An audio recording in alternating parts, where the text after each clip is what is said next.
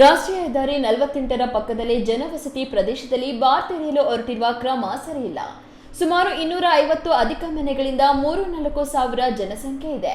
ಶಾಲಾ ಮಕ್ಕಳು ಮತ್ತು ಮಹಿಳೆಯರು, ಕಾರ್ಮಿಕರು ಹೆಚ್ಚಾಗಿ ಇಲ್ಲಿ ವಾಸವಿದ್ದು, ರಾಷ್ಟ್ರೀಯ ಹೆದ್ದಾರಿ ಪಕ್ಕದಲ್ಲೇ ಬಾರ್ ತೆರೆಯಬಾರದೆಂದು ಧಿಕ್ಕಾರ ಕೂಗಿ ಪ್ರತಿಭಟನೆ ನಡೆಸಿದ್ರು. ನೆಲಮಂಗಲ ತಾಲೂಕಿನ ಸೋಂಪುರ ಹೋಬಳಿಯ ನಿವಾಸಿ ನಾಗೇಶ್ ಮಾತನಾಡಿ, ದಲಿತ ಕುಟುಂಬಗಳು ಮತ್ತು ಕಾರ್ಮಿಕರ ಹೆಚ್ಚು ಜನರಿರುವ ನಮ್ಮ ಕಾಲೋನಿಯಲ್ಲಿ ಬಾರ್ ತೆರೆಯಲು ಅನುಮತಿ ನೀಡಬಾರದೆಂದು ಸ್ಥಳೀಯ ಆಡಳಿತ, ಗ್ರಾಮ ಪಂಚಾಯಿತಿ, ಅಬಕಾರಿ ಇಲಾಖೆ, ಸ್ಥಳೀಯ ಶಾಸಕರಿಗೆ ಮನವಿ ಸಲ್ಲಿಸಿದ್ದೇವೆ. ಜನವಸತಿ ನಿವೇಶನದಲ್ಲಿ ಬಾರ್ ಮಾಡಲು ಮುಂದಾಗಿರುವುದು ಸರಿಯಿಲ್ಲ. ಈಗಾಗಲೇ ಬಾರ್ ನಿರ್ಮಿಸಲು ಕಟ್ಟಡ ಒಳಗಿನ ಕೌಂಟರ್ ಎಲ್ಲ ಸಿದ್ಧಪಡಿಸಿದ್ದಾರೆ. ಹೀಗೆ ಈ ಪ್ರಕ್ರಿಯೆ ಮುಂದುವರೆದರೆ ಉಗ್ರವಾಗಿ ಹೋರಾಟ ನಡೆಸುತ್ತೇವೆ. ನಿಡವಂದ ಕಾಲೋನಿ ಅಕ್ಕಪಕ್ಕದಲ್ಲಿ ಸುಮಾರು 4ರಿಂದ 5 ಬಾರ್ ಇದೆ. ಮತ್ತೊಂದು ಬಾರ್ ತೆರೆಯಲು ಬಸ್ ನಿಲ್ದಾಣದ ಬಳಿ ಅವಕಾಶ ನೀಡುವುದು ಎಷ್ಟು ಸರಿ ಎಂದು ಪ್ರಶ್ನಿಸಿದ್ರು. ಯಾರನ್ನ ಇನ್ವಾಲ್ವ್ ಆಗಿರಿ, ನಮಗೇನೋ ಇಲ್ಲಿ ಸ್ಥಳೀಯರಿಗೆ ಇಲ್ಲಿ ಬಾರ್ ಬೇಕಾಗಿಲ್ಲ. ಯಾಕಂದ್ರೆ ಇಲ್ಲಿಂದ ಜಸ್ಟ್ 400 ಮೀಟರ್ ಕೆಳಗೆ ಹೋದ್ರೆ ಬಾರ್ ಇದೆ. ಪೆಮ್ನಲ್ಲಿ ಬಾರ್ ಇದೆ, ನಿಡವಂದದಲ್ಲಿ MSL ಇದೆ, ತಿರ್ಗಿ ಇನ್ನೊಂದು ಬಾರ್ ಅಂಡ್ ರೆಸ್ಟೋರೆಂಟ್ ಇದೆ. ಇಲ್ಲಿಂದ 2 ಕಿಲೋಮೀಟರ್ಸ್ ತ್ಯಾಮುಳ್ಳು ರೋಡಲ್ಲಿ ಬಾರ್ ಇದೆ. ಸರಿನಾ, ನಮ್ಗೆ ಇಲ್ಲಿ ಬಾರ್ ಅವಶ್ಯಕತೆನೇ ಇಲ್ಲ. ಯಾಕಂದ್ರೆ ಇಲ್ಲಿ ತುಂಬಾ ದಲಿತ ಕುಟುಂಬಗಳು ತುಂಬಾ ಜನ ವಾಸ ಮಾಡ್ತಾ ಇದ್ದಾರೆ ಸರ್. ಆಮೇಲೆ ಇಲ್ಲಿ ಮೇನ್ ನಮ್ಗೆ ಇರೋದೇ ಈ ರೋಡು. ಸರಿನಾ, ಈ ರೋಡಲ್ಲಿ ಇದು ದೊಡ್ಡಬಳ್ಳಾಪುರ ದೇವನಹಳ್ಳಿ ನ್ಯಾಷನಲ್ ಹೈವೇಗೆ ಅಟ್ಯಾಚ್ ಇದೆ. ಇಲ್ಲಿ ಪಾರ್ಕಿಂಗ್ ವ್ಯವಸ್ಥೆ ಇಲ್ಲ. ಯಾರನ್ನ ಡ್ರಿಂಕ್ಸ್ ಮಾಡ್ಬಿಟ್ಟು ಏನಾನ ಹೆಚ್ಚು ಕಡಿಮೆ ಆಗಿ ಆಕ್ಸಿಡೆಂಟ್ ಮತ್ತೊಂದು ಅಪಘಾತ ಆದ್ರೆ ಇದಕ್ಕೆ ಹೊಣೆ ಯಾರು? ಸರಿನಾ, ಆಮೇಲೆ ಇಲ್ಲಿ ಹೆಣ್ಮಕ್ಳುಗಳು, ಸ್ಕೂಲ್ ವ್ಯಾನ್ಗಳೆಲ್ಲ ಬಂದು ಮಕ್ಳುಗಳನ್ನ LKG UKG ಮಕ್ಳಿಂದ ಸಮೇತ ಇಲ್ಲೇ ಸ್ಕೂಲ್ಗೆ ಮಕ್ಳುಗಳನ್ನ ಹತ್ತಿಸ್ಕೊಳೋದು. ಸರಿನಾ, ಇಲ್ಲಿ ಬಾರ್ ಮಾಡ್ಬಿಟ್ಟು ಸಾರ್ವಜನಿಕರಿಗೆ ತೊಂದರೆ ಕೊಡಬೇಕು ಅಂತ ತುಂಬಾ ಪ್ರಯತ್ನ ಪಡ್ತಾವ್ರೆ.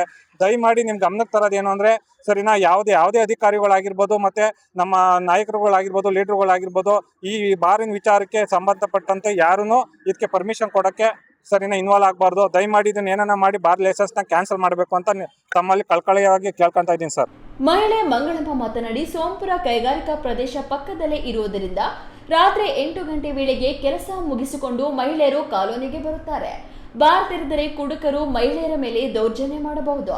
ಜನವಸತಿ ಪ್ರದೇಶದಲ್ಲಿ ಬಾರ್ ಬೇಡ. ಸ್ಥಳೀಯ ನಿವಾಸಿಗಳ ಅನುಮತಿ ಪಡೆಯದೆ ಬಾರ್ ತೆರೆಯುವುದು ಸರಿಯಾದ ಕ್ರಮವಲ್ಲ. ಕೆಲ ಸ್ಥಳೀಯ ಮುಖಂಡರು ಮತ್ತು ಅಧಿಕಾರಿಗಳು ಲಂಚದ ಆಮಿಷಕ್ಕೆ ಒಳಗಾದರೆ ತಕ್ಕ ಜಾಸ್ತಿ ಮಾಡುತ್ತೇವೆ ಎಂದು ಎಚ್ಚರಿಕೆ ನೀಡಿದ್ರು. ನಮ್ಗೆ ಇಲ್ಲಿ ಬಾರ್ ಬೇಕು ಅಂತ ನಾವೇನು ಮಾಡಿಲ್ಲ, ಒತ್ತಾಯ ಮಾಡಿಲ್ಲ ಸರ್.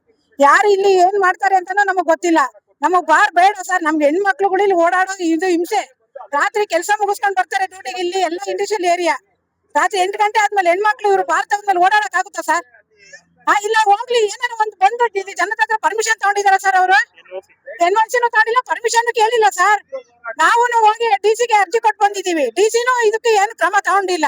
ಏನು ಸರ್ ಕೊಡ್ಬೇಕು ಇಲ್ಲಿ ಲೈಸೆನ್ಸ್? ಇವ್ರಿಗೆ ಏನ್ ಕಾರಣದಿಂದ ಕೊಡ್ತಾ ಇದಾರೆ ಲೈಸೆನ್ಸ್? ಅವರು ಏನೇನು ಹೆಚ್ಚು ಕಮ್ಮಿ ಆದ್ರೂ ಇವ್ರೇನು ಹಾಕ್ತಾರ ಬಂದು? ಒಂದ್ 600 ಮನೆ ಇದೆ ಸರ್. ಒಂದ್ 250 ಮಕ್ಳು ಸ್ಕೂಲ್ಗೆ ಹೋಗ್ತಾ ಇದಾರೆ ಇಲ್ಲಿ ದಬಸ್ಪೇಟೆ, ತುಮಕೂರೆಲ್ಲ. ಇಲ್ಲಿ ಬಂದು ಇಲ್ಲಿ ಜಾಗ ಇದು ಏನು ಸರ್ ಬಾರ್ ಮಾಡ್ಬೇಕು? ಇದು ಬಸ್ ಸ್ಟ್ಯಾಂಡ್. ದಬಸ್ಪೇಟೆಯಿಂದ ಇಲ್ಲಿ ಬಸ್ ಸ್ಟ್ಯಾಂಡ್ ಕಾಲೋನಿ ಅಂತ. ಇಲ್ಲಿಗೆ ಹೆಣ್ಮಕ್ಳು ಹೆಂಗ್ ಬರ್ತಾರೆ ಸರ್ ಓಡಾಡಕ್ಕೆ? ಇವ್ರು ಬಾರ್ ಓಪನ್ ಮಾಡ್ಬಿಟ್ರೆ.